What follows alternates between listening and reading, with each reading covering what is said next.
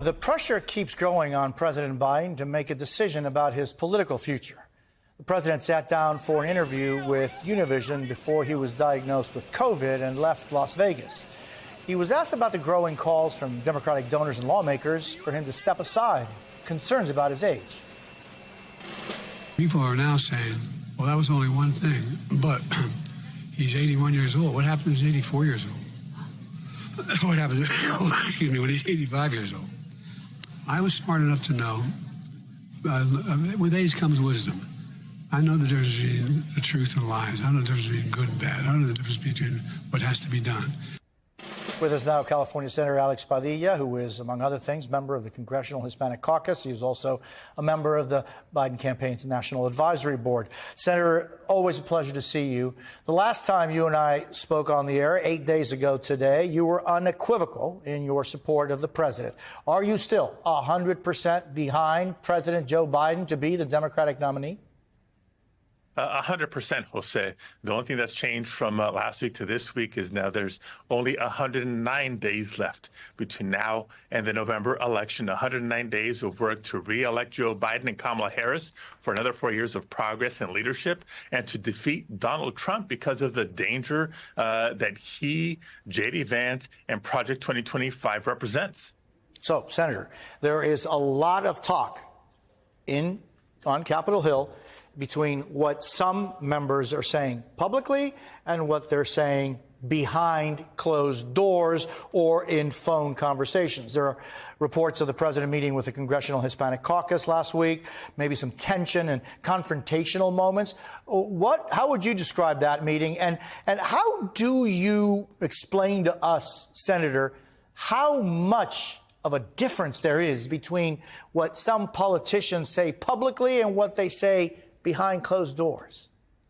So a couple of things. We'll say, yes, I was on that virtual meeting with the president and members of the Congressional Hispanic Caucus, Bold PAC, the political arm of the caucus. And I got to tell you, about one member might have made some headlines for what he said at the end of that Zoom.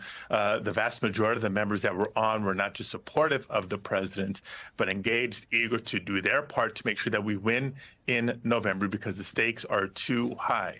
Second, my comment on, there's some members of the House and other Democratic leaders that are urging President Biden to reconsider. I wish the press would give equal time and attention to the many, many members that are continuing to be supportive of the president and out there doing the work of campaigning, reaching out to voters, organizing, mobilizing, getting ready to get out the vote. That's why I'm here in Wisconsin today on day 4 of the Republican convention, because the contrast between Joe Biden's leadership and the dangers of Donald Trump coming back to the White House couldn't be more clear. And again, bottom line is this, we'll say, we had a primary election season. 14 million voters in the Democratic primaries looked at Joe Biden's record of accomplishments, his leadership, the progress we've made in the last 4 years, and said, yes, we want him to be our nominee for another term. He's got the delegates, and unless or until he decides otherwise, he's our nominee. And I urge all of my colleagues, everybody out there, to work as hard as they can for the next 109 days to make sure we win in November. Senator, I think that it's important that what you said, and in my world, my only interest is to give everyone a voice. And the issue that you bring up about how, a lot of the people who are complaining and asking the president to set aside are the ones that are getting all the coverage. Well, here's my question to you.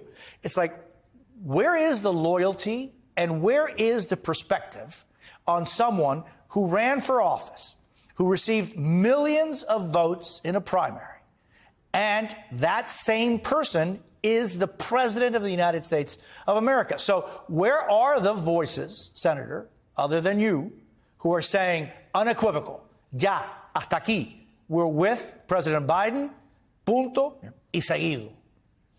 Yeah. And we've been saying it publicly, we've been saying privately, I am certainly not the only one. You talk about the attention that some of the dissenting voices and what they're sharing with President Biden. Look, we're the Democratic Party. Of course, we are diverse and we welcome different ideas. But at the end of the day, Joe Biden's not new to politics. He's been around the block more than once or twice.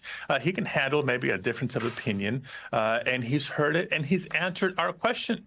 He sent that letter to members of Congress last week saying he has thought about it. He's committed not just to the campaign, but to winning this November.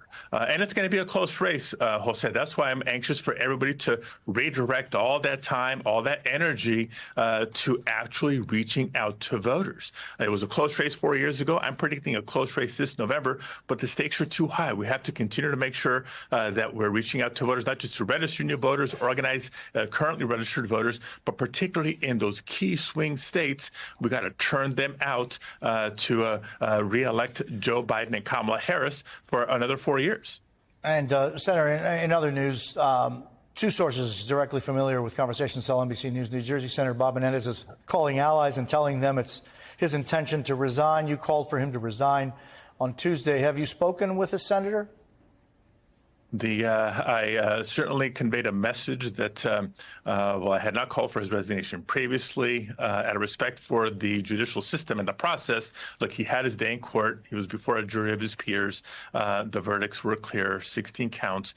I think it's in the best interest, not just for the Senate as an institution, but for us to go forward with everything on the plate of the Senate and Congress right now, for him to step aside.